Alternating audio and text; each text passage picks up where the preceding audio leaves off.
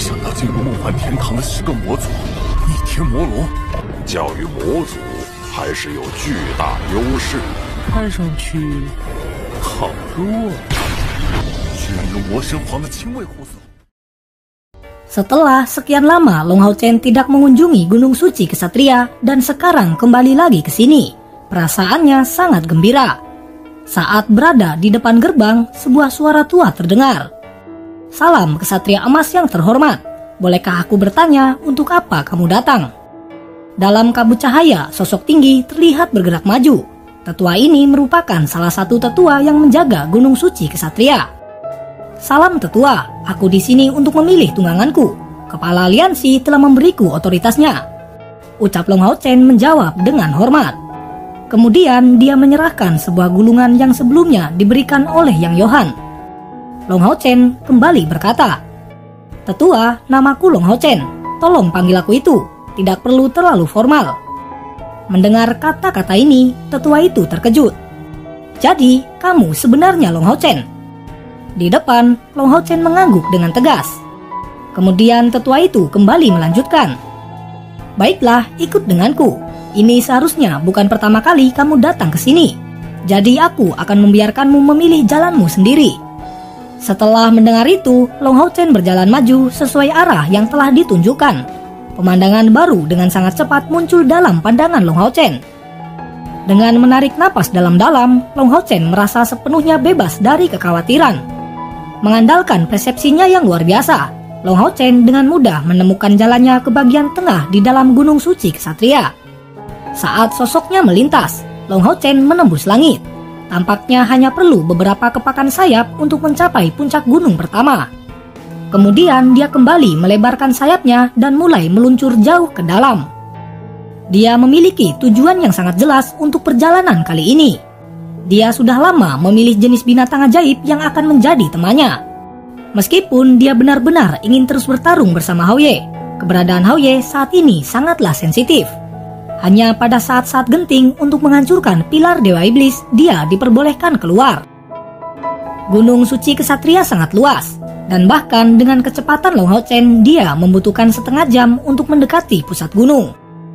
Dengan tubuhnya yang melayang di udara, Long Hao Chen menutup matanya dan fokus pada sekitarnya. Samar-samar terlihat beberapa bentuk riak di sekitar kepalanya. Ini merupakan gelombang kekuatan mental yang murni. Setelah beberapa waktu, akhirnya dia menemukan targetnya. Segera dia mengepakkan sayapnya melesat ke depan dengan kecepatan penuh. Setelah dia berhasil melewati pepohonan tinggi dan akhirnya mendarat di tanah, sebuah danau muncul dalam pandangannya. Saat ini, lusinan binatang ajaib elemen cahaya sedang minum air, menunjukkan kewaspadaan terhadap Long Hao Chen. Dengan tidak bergerak maju, Long Hao Chen hanya berdiri di sana, melepaskan esensi cahaya yang murni di sekitarnya menatap hangat pada binatang di depan. Secara bertahap, mereka mulai merasakan fluktuasi cahaya yang mengelilingi tubuhnya, dan ekspresi kewaspadaan mereka menghilang secara bertahap. Kemudian mereka mulai menunjukkan kekaguman juga keramahan. "Apakah kamu melihat teman lamaku? Aku sedang mencarinya." Long Hao Chen bertanya pada binatang ajaib ini dengan suara rendah, dan segera seekor burung berwarna emas sepenuhnya mengangguk dan mendekatinya. Kemudian menyebarkan sayapnya dan terbang menuju ke tempat tertentu. Setelah beberapa saat kemudian, dari jauh terdengar suara bergema, dan sosok emas terbang dengan kecepatan tinggi. Melihat itu, mata Long Hao Chen bersinar dengan senang hati. Dia benar-benar datang. Dari sana, sekelompok unicorn terlihat. Itu berwarna putih emas dan tanduk emas di kepalanya. Benar, tujuan Long Hao Chen saat ini merupakan Starlight Unicorn, yang dikenal sebagai tunggangan kelas tertinggi bagi kesatria. "Apa kabar temanku? Apakah kamu masih mengingatku?" ucap Long Hao Chen mendekati Raja Unicorn yang memimpin kelompok tersebut yang telah mendarat di tanah. Dan ketika Raja Unicorn melihatnya dengan jelas, sebuah tirai cahaya kemasan segera mengelilingi mereka. Di sana, Long Hao Chen tidak berusaha untuk menghindari. Membiarkan cahaya kemasan itu, kemudian suara Raja Unicorn bisa terdengar. "Tuan, ini benar-benar kamu, putra cahaya yang mulia. Senang sekali aku bisa bertemu denganmu lagi. Sekarang, kamu terlihat berkembang dengan begitu cepat." Raja Unicorn ini sangat akrab dengan Long Hao Chen. Membelai dengan lembut, Long Hao Chen kembali berkata, "Teman lama, hari ini aku datang mencarimu." Mendengar itu, Raja Unicorn mengangkat kepalanya. "Mencariku? Apakah ada sesuatu terjadi padamu?" Di depan, Long Hao Chen segera menjawab, "Bukan apa-apa.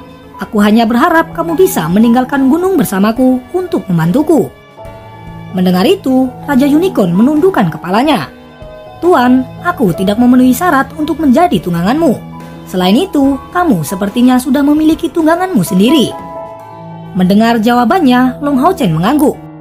"Memang benar, aku sudah punya kontrak dengan tungganganku. Tetapi karena beberapa alasan, dia tidak bisa membantuku bertarung dengan ras iblis. Sebagai kesatria, aku tidak bisa berhenti melawan mereka. Karena itu, aku butuh bantuanmu. Aku tidak akan mengikatmu dengan kontrak. Aku hanya meminta pertolonganmu sebagai seorang teman. Hanya kamu yang memiliki elemen cahaya yang paling murni, dan juga hati yang paling bersih. Yang aku butuhkan adalah tunggangan yang memiliki sifat-sifat itu." Mendengar dia mengatakan itu, mata Raja Unicorn berbinar.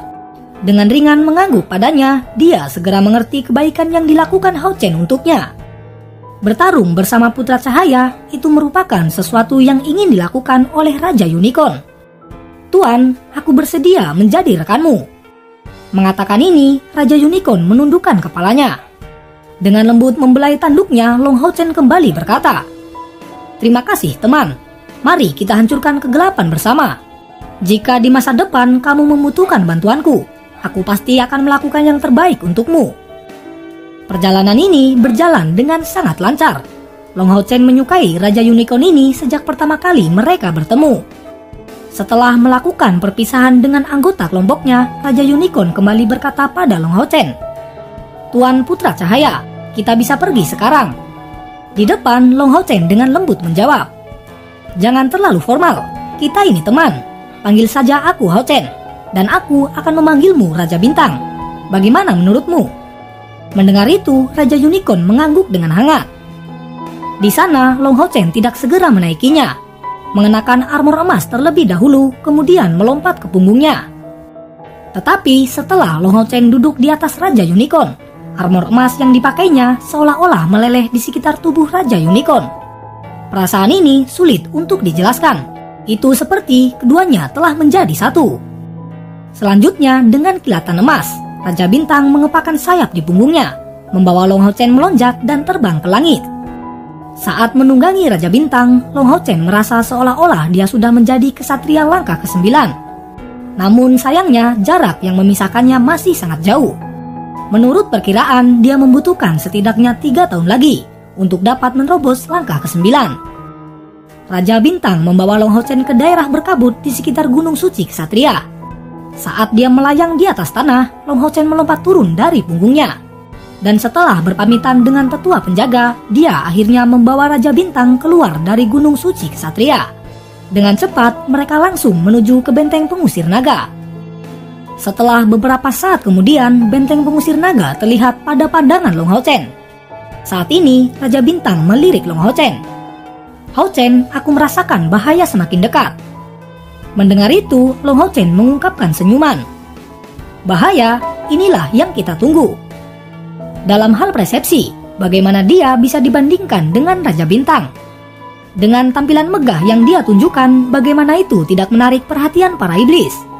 Tetapi Long Hao Chen saat ini telah memakai armor emas yang menutupi seluruh tubuhnya, membuat para iblis ini tidak dapat melihat wajahnya. Dengan persepsi Long Hao Chen, dia merasakan bahwa iblis yang paling kuat yang menghalangi jalannya itu memiliki kekuatan di langkah ke-8. Dan disinilah perjalanan misi 10 juta poin kontribusi akan dimulai. Raja Bintang terus terbang dengan kecepatan normal, sedangkan Long Hao Chen perlahan menutup matanya. Dengan kabut cahaya yang mulai mengelilingi tubuhnya, itu merupakan teknik penyimpanan momentum. Di kejauhan, 10 sosok mengejar Long Hao Chen. Saat mereka mendekat, langit menjadi semakin gelap. Yang memimpin kelompok ini merupakan komandan iblis yang berada di langkah ke-8. Sedangkan di belakangnya masing-masing di langkah ke-7. "Raja Bintang, percepat terbangmu." Long Hao Chen memberi perintah tepat saat kelompok iblis ini muncul dalam pandangannya. Di sisi lain, melihat musuh mempercepat kemajuannya, Komandan Iblis mengerutkan alisnya. Tiba-tiba mengepakkan sayap di punggungnya, dia melepaskan beberapa cahaya hitam. Menembak keluar seperti api hitam dan mendorongnya dengan kekuatan penuh, tanpa mempertimbangkan konsumsi energi spiritualnya. Saat ini, mata Long Hao Chen perlahan terbuka. Ekspresi matanya membawa rasa dingin yang begitu menakutkan. Setelah beberapa saat, Komandan Iblis itu segera menjadi cemas. Kecepatannya benar-benar tidak dapat menyusul. Tetapi tepat pada saat ini, dengan perintah Long Hao Chen, Raja Bintang segera berbalik arah menuju langsung ke arah Komandan Iblis. Melihat itu, Komandan Iblis memiliki senyum yang jahat di matanya. Kali ini dia melihat kesatria itu dengan pedang keemasan yang ada di tangannya. Dia benar-benar merasa percaya diri, seorang kesatria yang hanya memegang peralatan tingkat mulia. Bahkan jika tidak lemah, tidak mungkin menjadi lawan yang hebat. Namun pada saat ini, pedang Long Hao Chen terangkat di atas kepalanya. Kemudian cahaya emas meledak dari pedang tersebut. Pada detik berikutnya, pedang cahaya di tangan Long Hao Chen segera menyapu. Tepi cahaya keemasan yang cerah muncul, tapi itu tampak sangat alami, seolah-olah tanpa energi apapun. Secara tidak sadar, Komandan Iblis menggunakan pedangnya untuk memblokir serangan tersebut. Tetapi setelah serangan bertabrakan, energi yang sangat kuat segera meledak. Komandan Iblis yang memblokirnya dipotong menjadi dua di udara, dan kemudian jatuh dari langit. Tidak salah, itu merupakan pembunuhan instan, yang hanya membutuhkan satu serangan. Mulai dari saat Long Hao Chen merasakan kemunculan para iblis ini, dia sedang membuat persiapan untuk pertempuran hingga sekarang. Dan begitu kekuatannya di langkah ke-8 melakukan penyimpanan momentum, orang bisa membayangkan kekuatan hebat dari serangannya. Semuanya telah berjalan seperti dalam perhitungan Long Hao Chen. Dan ketika mayat Komandan Iblis itu jatuh, dia segera menuju ke 9 iblis tersebut.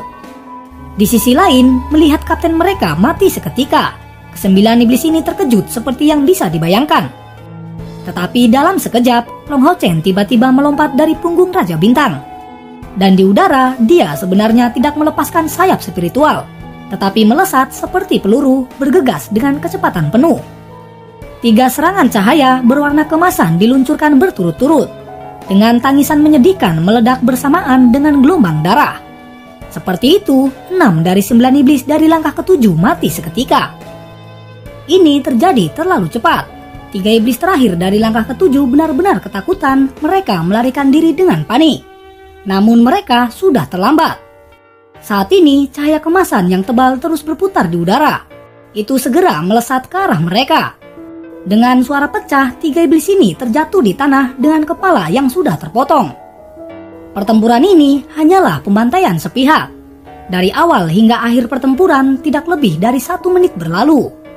Itu merupakan pertarungan yang sangat cepat. Setelah menyingkirkan pasukan iblis ini, Long Hao Chen tidak pergi dengan tergesa-gesa, tetapi naik di punggung Raja Bintang, mengumpulkan mayat iblis dan dimasukkan ke dalam liontin abadi. Kemudian melanjutkan menuju benteng penahan naga. Di kejauhan, Long Hao Chen bisa merasakan sesuatu yang mengkhawatirkan. Saat ini, iblis telah mengepung kota. Dengan tergesa-gesa, Long Hao Chen segera membawa Raja Bintang ke depan medan perang ini. Sedangkan saat ini dalam benteng penahan naga, di kejauhan 8 pilar dewa iblis terlihat. Itu menyebarkan cahaya yang menyilaukan. Pasukan besar iblis mengalir seperti air pasang bergegas menuju benteng penahan naga. Masuk akal bagi Kaisar Dewa Iblis untuk menugaskan Dewa Iblis Kematian Saminaga. Meluncurkan serangan dari darat memang merupakan tantangan yang nyata. Jadi serangan udara memiliki peluang yang jauh lebih baik. Sedangkan saat ini, di tanah yang memimpin serangan sebagian besar adalah iblis serigala dan juga beruang iblis. Serangan yang dilakukan oleh para pejuang hebat dari ras ini merupakan ancaman besar bagi benteng penahan naga. Tetapi tetap saja sebagai kepala dari 6 kuil Ksatria memiliki banyak rencana untuk situasi tersebut. Di atas benteng, sejumlah besar kesatria lapis baja berbaris, berkilau dengan cahaya kemasan yang membentuk pelindung. Mereka telah memblokir serangan demi serangan dari para iblis. Pada saat yang sama, kuil kesatria juga memiliki kekuatan udara terbesar dari aliansi, yaitu pasukan kesatria udara yang sangat kuat. Tetapi karena perang suci ini terus berlanjut, jumlah mereka terus menurun. Sekarang pasukan kesatria udara yang dapat bertarung berjumlah kurang dari 7.000. Jika seseorang melihat situasi dari ketinggian, orang dapat melihat dengan jelas bahwa kedua sisi, emas dan hitam, berhadapan satu sama lain. Dalam hal kuantitas, para iblis menempati keuntungan. Mereka 2 kali lebih banyak dari kesatria lintas udara. Dan yang paling mengerikan, beberapa iblis memiliki iblis neraka di belakang mereka. Iblis neraka memiliki sihir yang sangat kuat, dan mereka ahli dalam meluncurkan mantra yang ditargetkan untuk banyak orang. Sedangkan di sisi lain, di barisan depan pasukan kesatria lintas udara, berdiri sekelompok kesatria berwarna emas dan perak. Setidaknya itu ada 6 kesatria emas dan juga 100 kesatria mithril. Membentuk kelompok ini memimpin pasukan kesatria lintas udara. Kedua belah pihak tampaknya telah mencapai kesepakatan, karena tidak ada seorang ahli langkah ke-9 yang muncul di medan perang. Itu hanya tentara dari langkah ke-8 paling banyak yang hadir. Saat ini, Long Tianying berdiri di area tertinggi di atas benteng penahan naga.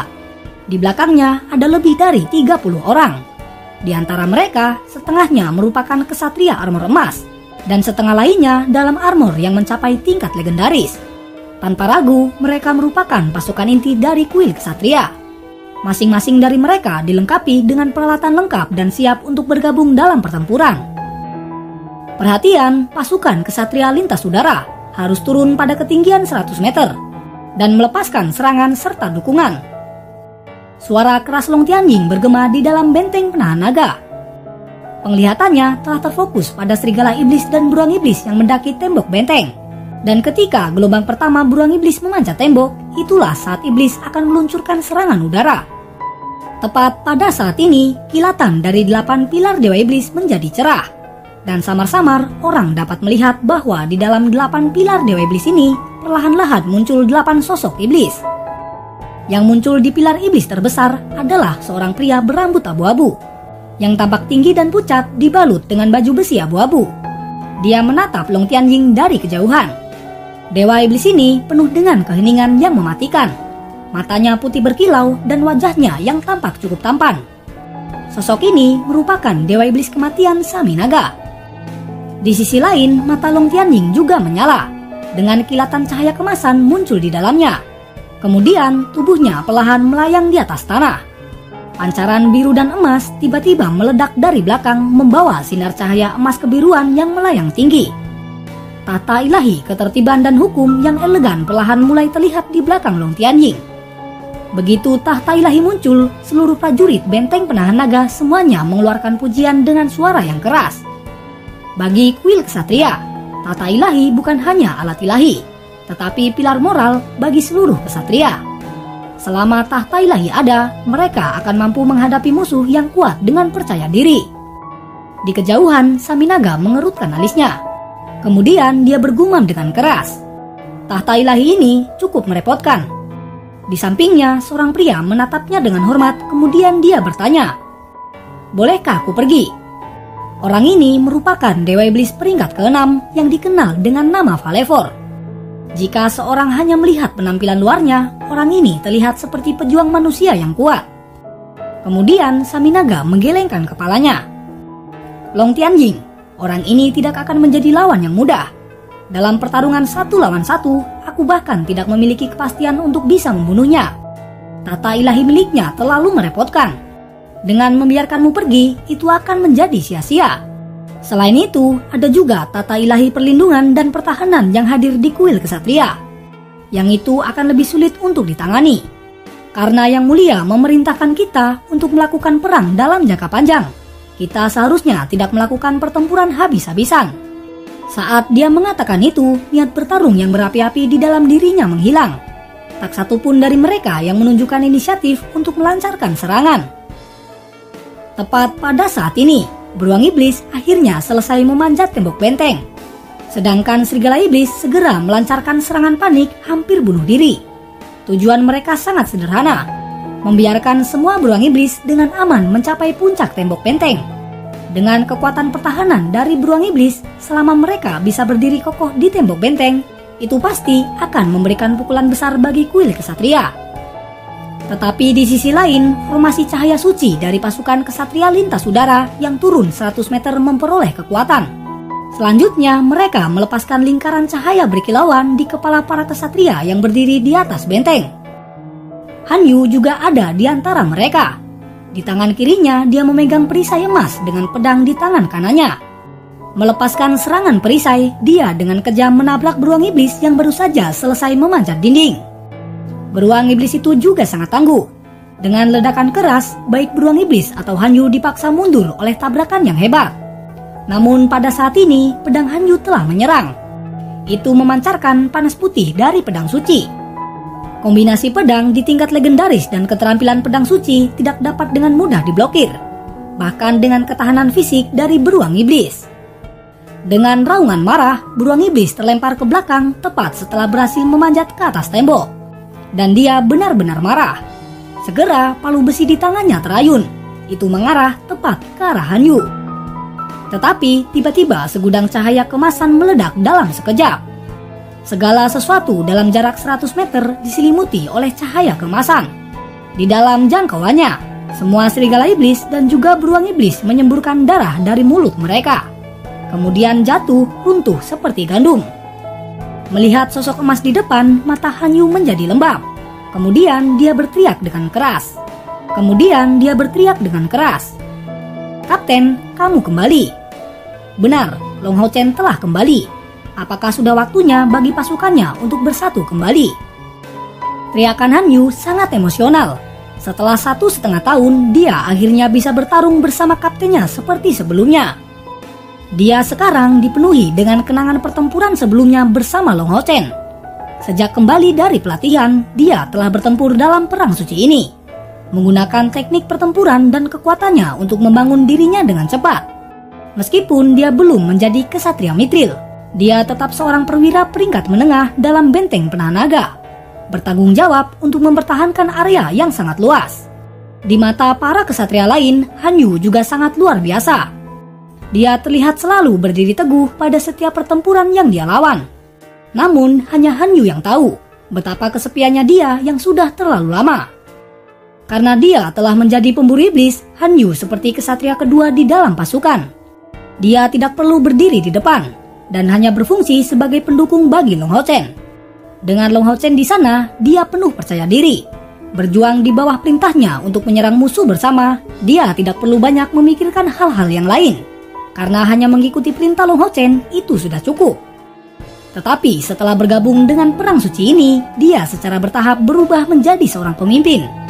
Dia mulai memahami banyak hal yang perlu dipertimbangkan sebagai seorang pemimpin. Setelah terbiasa mengikuti perintah dari Long Hao Chen, dia tidak terlalu menyukai perasaan ini. Berkali-kali dia sama sekali tidak bisa menampilkan kekuatan penuhnya dan harus beradaptasi dengan rekan satu timnya yang lain. Dia benar-benar tidak menyukai perasaan tersebut. Dan sekarang seorang kapten yang dia harapkan akhirnya telah kembali. Memang Long Hao Chen telah kembali. Setelah menyaksikan pertempuran dimulai dari jauh, dia datang secepat yang dia bisa. Selain itu, dia juga memiliki tekanan besar dari misi 10 juta poin kontribusi. Dan pertempuran semacam itu merupakan cara terbaik untuk mengumpulkan poin. Itulah alasan mengapa dia datang dengan terburu-buru. Awalnya Long Hao Chen bersiap untuk bergabung dalam pertempuran di udara. Namun setelah dia melihat Han Yu ada di sana, dia segera mendekat, mendarat di tanah dalam sekejap dan juga meluncurkan beberapa serangan yang kuat untuk meringankan tekanan pada para kesatria. "Han Yu, bagaimana kabarmu?" Setelah mengatakan ini, Long Hao Chen segera turun dari Raja Bintang. Melebarkan kedua tangannya, dia langsung memeluk Han Yu. Para kesatria di sekitarnya segera bersorak dengan keras. Mereka tidak mengenal Long Hao Chen, tetapi yang mereka tahu itu merupakan seorang kesatria emas. Dengan kesatria emas yang bergabung dalam pertempuran, tidak hanya sangat membantu dalam hal kekuatan bertarung, tetapi juga memberi mereka dorongan besar dalam kepercayaan diri mereka. "Kapten, akhirnya aku bisa bertarung bersamamu." Han Yu sangat bersemangat. Di depannya Long Hao Chen segera menjawab, "Han Yu, sekarang kita harus pergi dan menyerang musuh. Kita akan berbicara lagi setelah pertempuran ini selesai." Mengatakan itu, Long Hao Chen melangkah maju dengan langkah besar. maju menuju tembok benteng, sedangkan Han Yu mengikuti dari belakang. Melihat sosok kapten yang dia banggakan, air mata perlahan jatuh dari wajahnya. Saat ini dapat dilihat bahwa sisi iblis menemukan perubahan di sini. Ketika iblis beruang terus mendaki, Long Hao Chen berdiri tepat di atas tembok benteng. Dengan armor emas miliknya mengeluarkan sinar jingga yang berkilauan. Di kejauhan, Long Tianjing telah lama memperhatikan kembalinya Long Hao Chen. Pada saat dia melihat kembalinya Long Hao Chen bersama dengan Raja Bintang, senyum tipis muncul di wajahnya, kemudian bergumam di dalam hatinya. Raja Unicorn, anak kecil ini, kamu tahu bagaimana harus memilih.